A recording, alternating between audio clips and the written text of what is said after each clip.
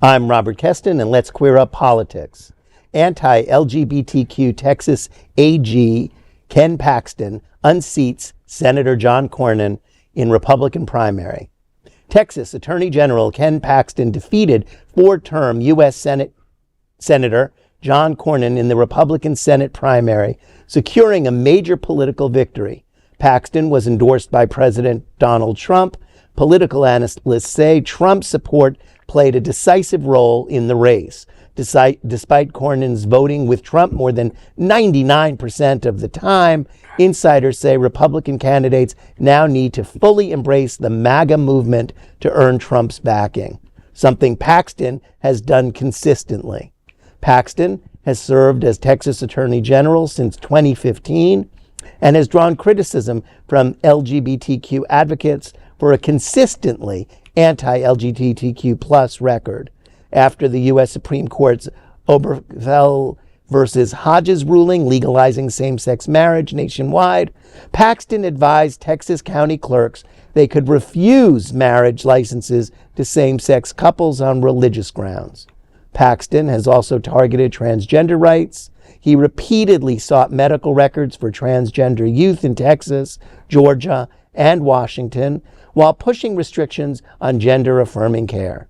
His political career has also been marked by controversy, including impeachment efforts over alleged abuse of office, accusations involving campaign donors, and a highly publicized separation from his wife, State Senator Angela Paxton.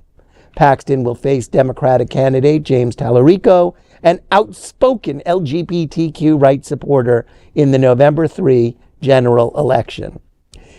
The one good thing out of this is that it was a very, very low turnout in the Republican primary, and that bodes well for at least a fairly contested race going into November. And the surge in support for Tallarico and his ability to talk across the aisle, not to MAGA, but across the aisle to conventional Republicans in Texas, which still has a large Bush Republican population, although not many Bushes are Republicans anymore, bodes well for a change in leadership in every level of Texas government. And that would be very good for the United States, because sometimes we forget that it's now the second largest state in the union. And I think that a low voter interest will probably turn out to be disastrous for Paxton. And the fact that if you nominate someone like Paxton instead of someone with broader appeal, you're basically giving votes to James Tallarico either via the fact that they will convert the votes, or just people will stay home and not vote at all. Well, yeah, sorry, go ahead. James Tallarico, he's been a wonderful superstar, little Democrat up-and-comer. First off, he defeated Jasmine Crockett in that primary. Everyone knew who she was. I knew something was up with that primary when all the TikTok kids started bashing Jasmine Crockett on her votes to fund Israel and how that affects Democratic primary races. And Tallarico's been very much on the other side of that issue. But also, he's been very okay with acknowledging the Democrats' flaws, specifically calling out Joe Biden and really exciting the base.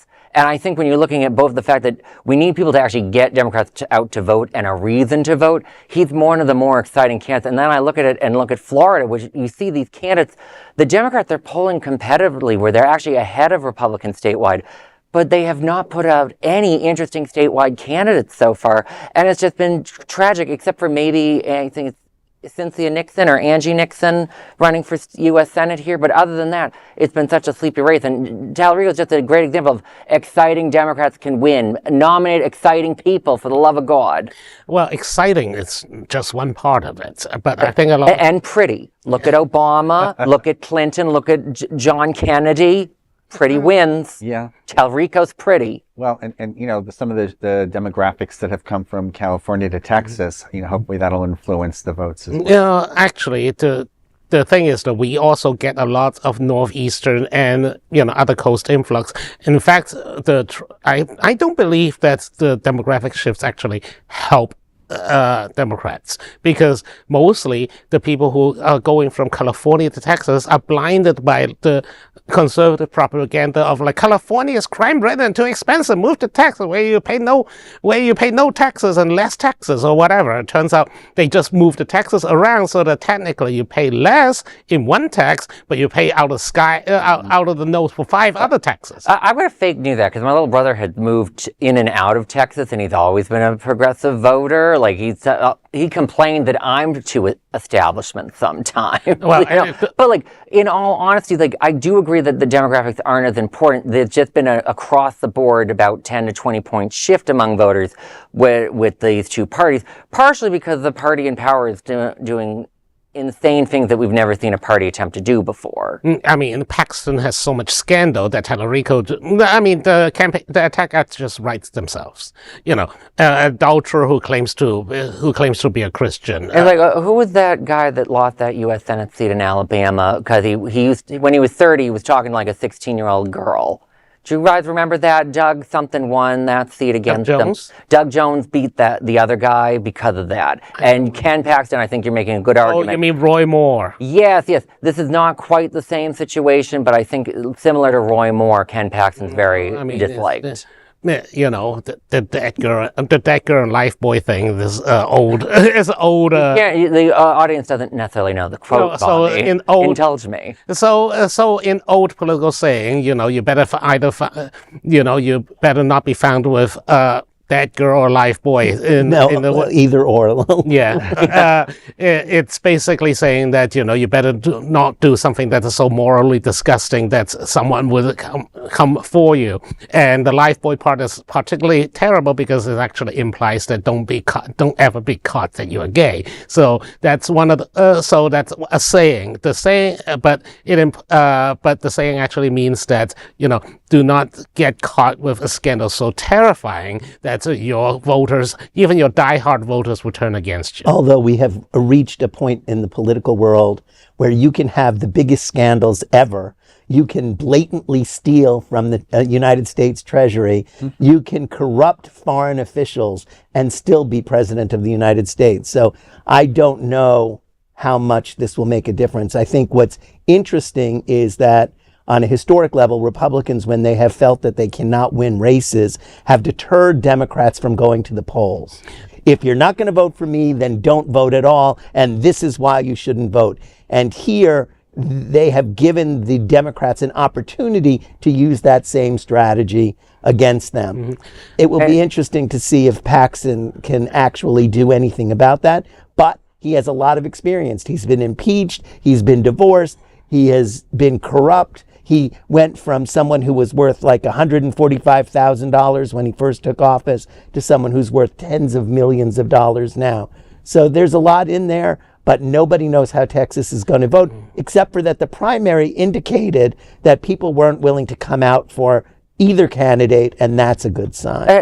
I think you do make a good point. He is sort of like that black mold that you need to always try to squeeze off of your kitchen or your bathroom. He's very hard to get rid of, but when you were talking about like a reason to vote against, not to show up at the Democrat, that's what makes Tallarico such a great candidate, because people want to go out and vote for him, and that helps so much in an election. That's right. Well, and actually, I would just cap the points here is that the Republican attacks on Tallarico started to just get completely nonsensical and desperate. They have nothing to stand on. Yeah. For example, Stephen Miller actually say that Tallarico is a trans man.